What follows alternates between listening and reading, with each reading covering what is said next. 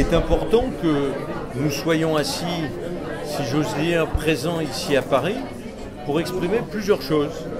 D'abord, que l'Aquitaine est peut-être la région la plus grande, mais c'est celle aussi qui développe le plus de produits de qualité dans le domaine de l'alimentation et des produits agricoles, donc qui repense son modèle agricole, celle qui se diversifie sur le plan industriel autour du nautisme et pas simplement de l'aéronautique, même si on est très fort et qu'on attire les entreprises aéronautiques, celle de l'agroalimentaire comme celle des produits de luxe,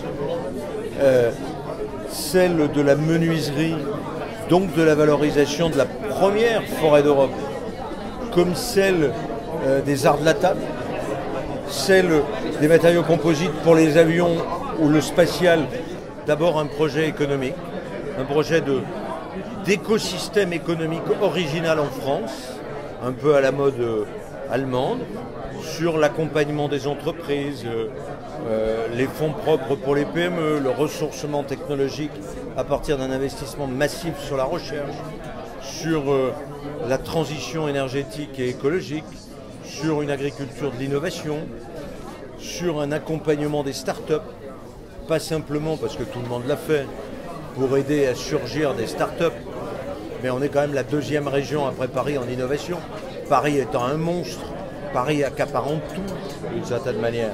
Alors déjà, globalement, la région Île-de-France, c'est la première source de visiteurs pour le parc du Futuroscope. Et la deuxième, on va dire, c'est la région justement Nouvelle-Aquitaine. Donc en étant à la Maison de la Nouvelle-Aquitaine à Paris, on rejoint tout.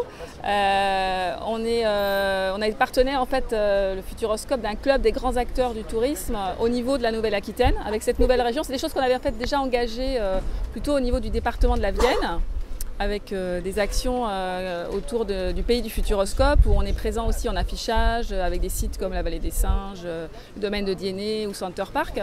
Et avec cette nouvelle région, on s'est dit qu'il fallait continuer à travailler ensemble avec d'autres partenaires touristiques, parce que plus on s'élargit et plus on est ensemble, plus on peut être fort pour attirer justement des clientèles plus lointaines, notamment les gens d'Île-de-France et puis aussi les gens de l'international. Alors on a choisi la Nouvelle-Aquitaine parce que c'est une région qui est extrêmement dynamique dans le cuir et le luxe. C'est une région aussi qui était à même de nous accompagner dans la formation de notre personnel.